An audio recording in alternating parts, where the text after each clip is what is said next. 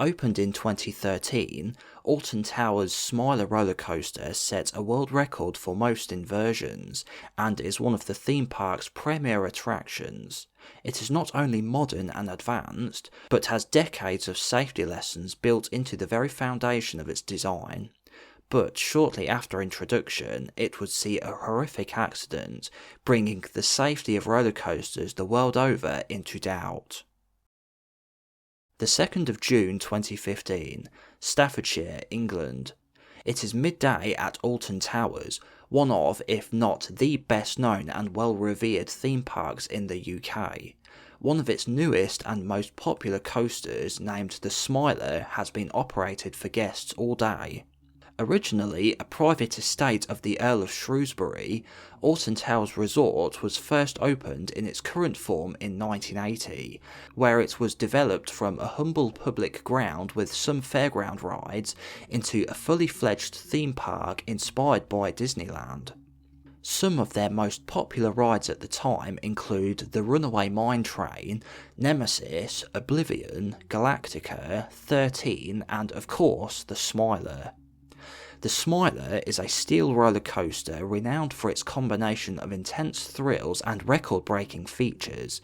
Designed by German company Gerstlauer, the Smiler boasts 14 inversions, the most of any roller coaster in the world.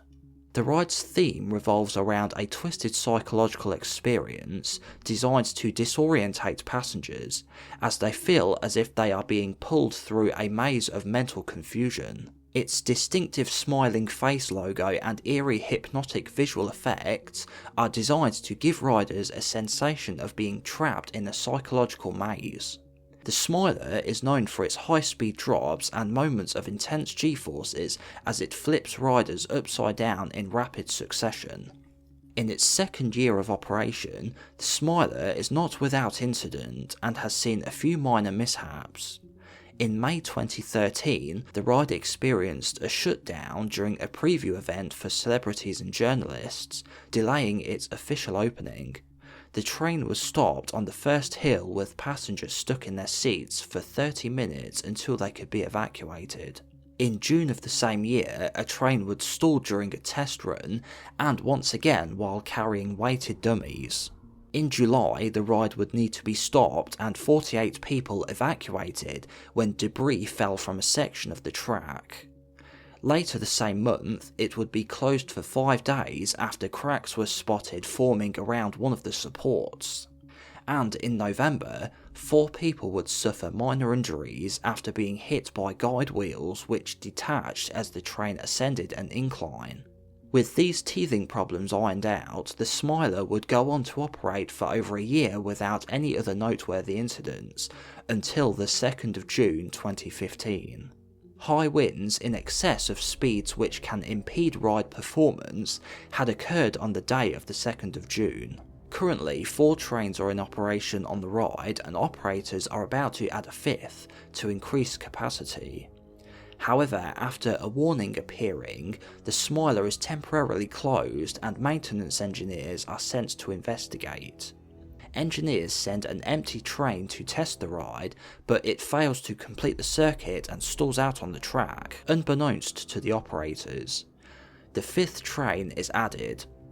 The next train is stopped by an automated safety feature, but not knowing a new train has just been added, it is overridden and the train allowed to continue. Upon approaching the loop with the empty stalled test car still on it, the filled passenger car collides with the rear of the stationary car at around 20 miles per hour. Of the 16 people in the train filled with riders, the worst injured are those in the front row. Their injuries consist of broken kneecaps and other leg injuries due to the impact, and subsequent cave-in of the front of the train. The worst injuries are 2 riders who each require a leg amputation. In the immediate aftermath of the collision, emergency services are called to the scene. The passengers involved in the crash are trapped in their seats and it takes several hours to free them. The worst injured riders require lengthy hospital treatment and surgery. Most of the other passengers sustain cuts and bruises, though the incident causes significant trauma for many. The accident leads to a thorough investigation by the authorities. It is discovered that a failure in the safety protocol, as well as human error and miscommunication between the ride operators and maintenance, are responsible for the accident. Following the event, the Smiler roller coaster is closed indefinitely for repairs and safety assessments. Alton Towers faced criticism for the incident, particularly over the lack of communication between staff and the failure to follow safety protocol during the situation, particularly the failure to close the ride during winds higher than those it was designed for. In the weeks and months that followed, the park took steps to retrain staff and improve its safety procedures. In 2016, Alton Towers and its owner, Merlin Entertainments, face legal repercussions. The park is fined £5 million for breaches of health and safety laws following the investigation. Victims also take legal action.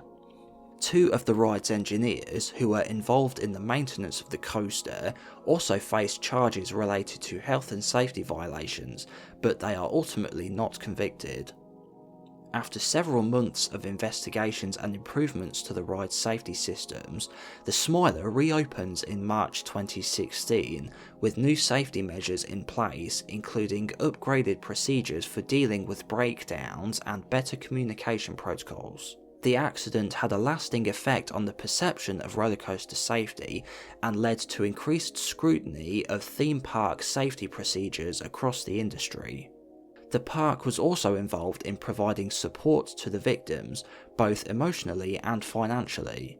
They cooperated fully with the authorities and accepted liability for the accident.